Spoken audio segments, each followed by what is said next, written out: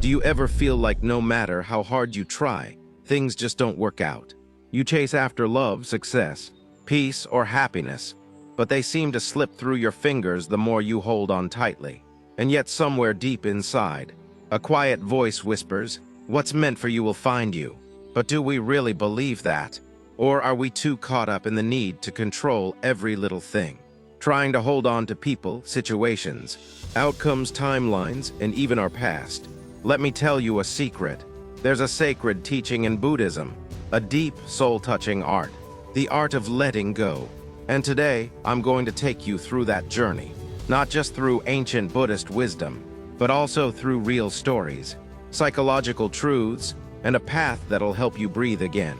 Because the moment you understand that what's meant for you will never miss you, and what misses you was never meant for you, you'll stop chasing, you'll stop clinging, you'll start living. So sit back, take a deep breath, and let's begin with a story that might just change the way you see life forever. Zen story, The Broken Teacup. Once, a Buddhist master had a beautiful porcelain teacup. It was his favorite. He would admire it every day. One of his students asked, "Master, don't you fear it will break someday?" The master smiled and said, "I see the cup is already broken. That way I enjoy it fully every day, without fear, and when it breaks I'll be at peace." What does this mean? It means even in our most cherished things, our relationships, our goals, our dreams, if we can accept their impermanence, we'll stop suffering. Because suffering comes not from the loss itself, but from our resistance to it. This is what Buddhist wisdom teaches us. The more you hold tightly, the more you suffer. Let's get real for a second. How many times have you asked yourself, why didn't that relationship work out? Why did I lose that opportunity? Why is everything so delayed in my life? Why do I always feel like I'm running behind time? Buddhism offers a powerful, yet simple truth. Attachment is the root of suffering. We suffer not because things leave us. We suffer because we refuse to let them go. So today's video is not just about letting go. It's about freeing yourself from pain, from anxiety, from expectations, from the illusion of control. Because once you master the art of letting go, you'll finally understand this. What's meant for you will always find you. The Buddhist lens, why letting go is freedom. Buddha once said, "You only lose what you cling to." Think about that. Your peace gone because you're clinging to an apology that never came. Your happiness crushed because you're holding on to a dream that isn't yours anymore. Your time wasted because you're trying to control things that are out of your hands. But here's the powerful reversal. When you stop clinging, you start receiving. When you surrender the need to control, you invite peace. When you release the wrong things, the right ones flow in naturally. Just like a hand that's full cannot receive anything new. A mind that's busy controlling cannot hear the whispers of destiny. That's why Buddhism teaches detachment, not as giving up life, but as giving up the illusion that you control everything. Because real strength is in surrender. What letting go really means, psychologically and spiritually. Letting go doesn't mean you stop caring. It doesn't mean you don't try. It means you stop forcing. It means you trust. Trust the timing. Trust the journey. Trust the flow of life. And that trust is not blind. It's wise. Because just like the seasons change, so does life. And if you try to hold on to summer during winter, you'll suffer. Everything in life is temporary. That's not a curse, it's a gift. It's what makes things precious. Buddhism calls this anicca, the law of impermanence. Nothing stays, nothing lasts. But in that lies the greatest freedom. Because once you accept that everything is passing, you'll hold things gently, not desperately. And when they leave, you'll be okay. Real life parallel. Why some people always seem at peace. You've seen those people, the ones who seem calm even in chaos, who don't panic when things go wrong, who don't chase, yet everything flows to them. What's their secret? It's not luck. It's not apathy. It's alignment. They've learned what Buddhism has always taught. Let go or be dragged. The more you try to control life, the more it controls you. But the moment you let go, life starts to respond in your favor. This is not just spirituality. It's also psychology. because clinging activates stress, fear, and overthinking. Letting go activates trust, peace, and openness. Which do you think attracts better outcomes? A deep truth from Buddha's life. Did you know even Siddhartha, the prince who became Buddha, had to let go? He let go of his palace, his wealth, his status, even his family, not because he didn't care, but because he wanted to find something deeper. Truth, peace, liberation. His journey was about letting go of everything external, to discover everything internal. And that's the path we walk together in this video. Why this video might be the turning point of your life. This is not just another spiritual video. This is a call to your heart. If you've been exhausted, if you're tired of trying to fix, chase, please, or prove, this is your sign to pause, to breathe, to release, to trust, and most importantly, to believe.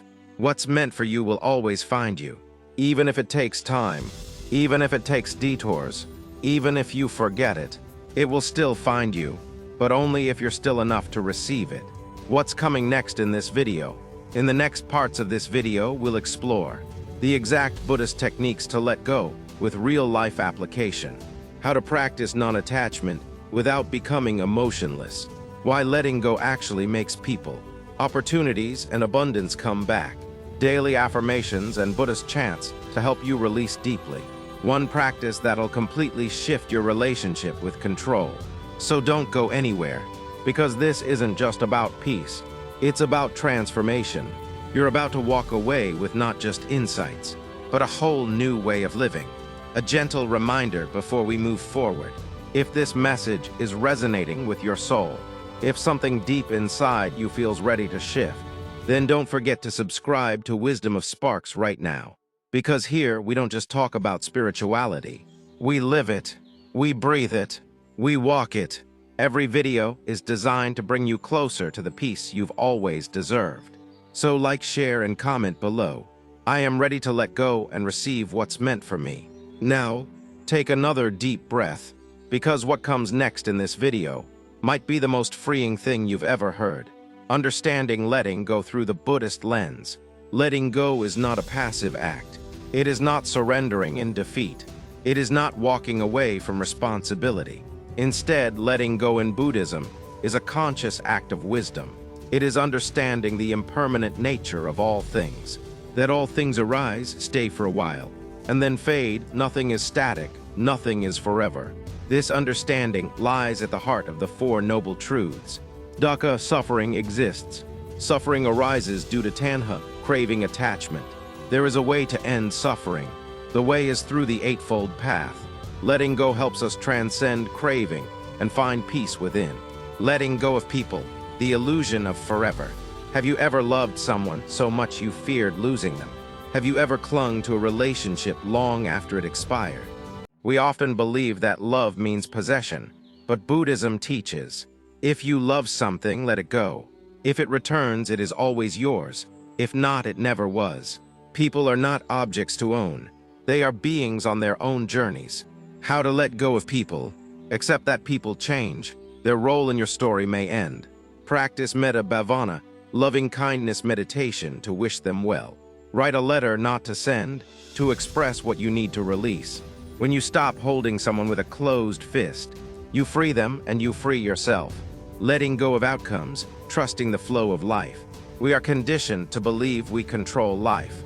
We plan, we schedule, we force, but the truth, life unfolds on its own timing.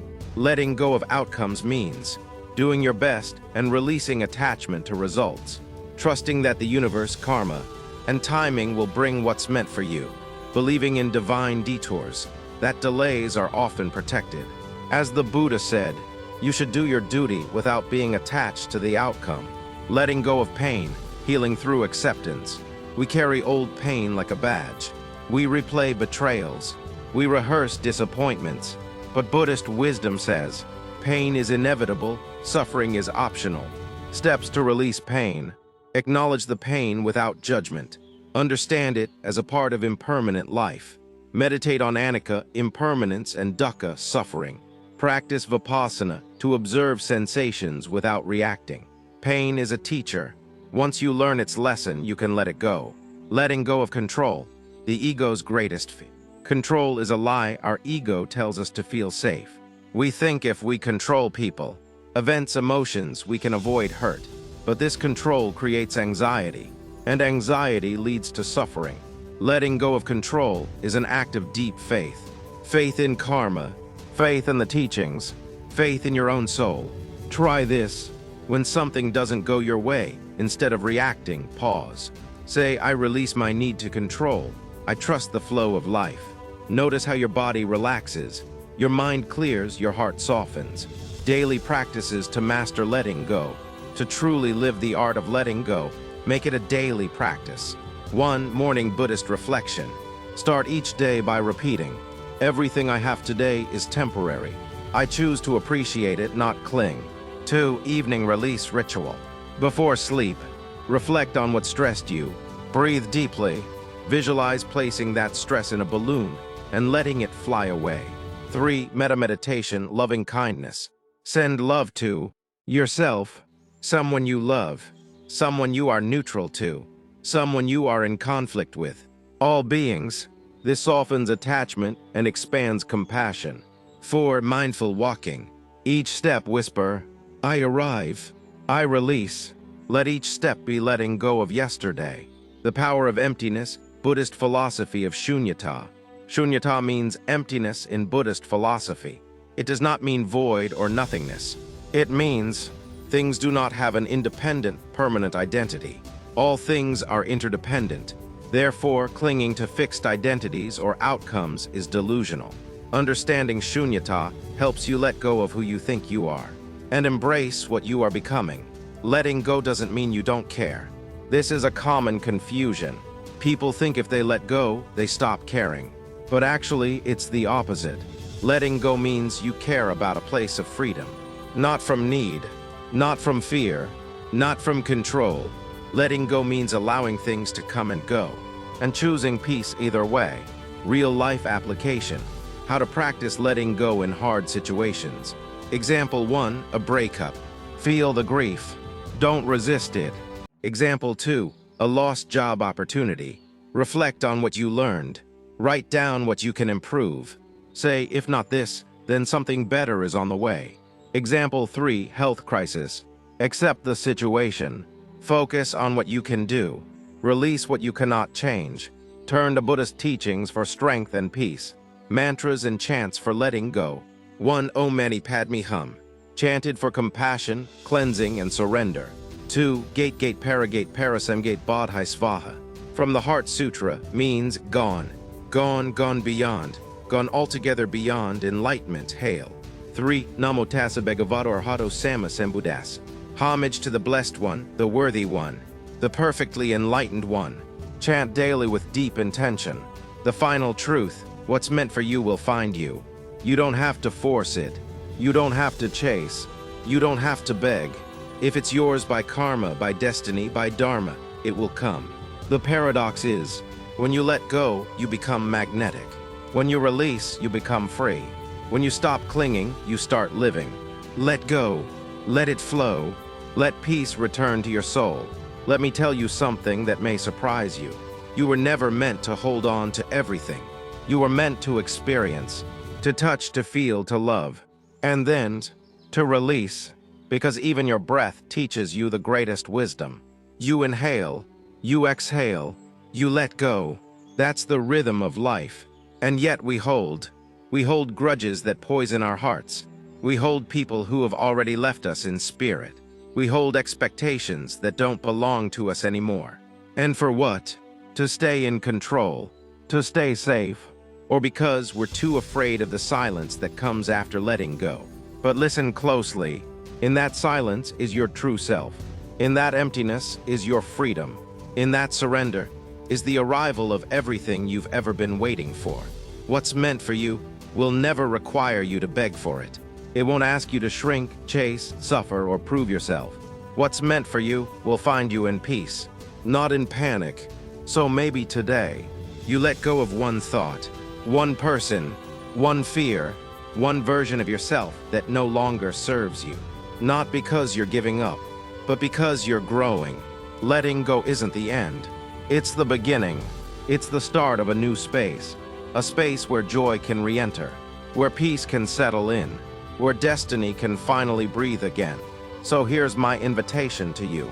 Today, before you close your eyes to sleep, whisper this to your heart. I no longer force what is not flowing. I no longer beg what is not choosing me. I no longer carry what is not mine. What is meant for me is already making its way. Let it go, and watch how life begins to unfold its arms around you. More gently, more freely, more miraculously than you ever imagined. If this message touched your soul, don't forget to like, comment, and subscribe to Wisdom of Sparks. Comment below, I am ready to let go and receive what's meant for me. Because together, we're not just watching a video. We're creating a movement of peaceful souls who let go and finally let life in.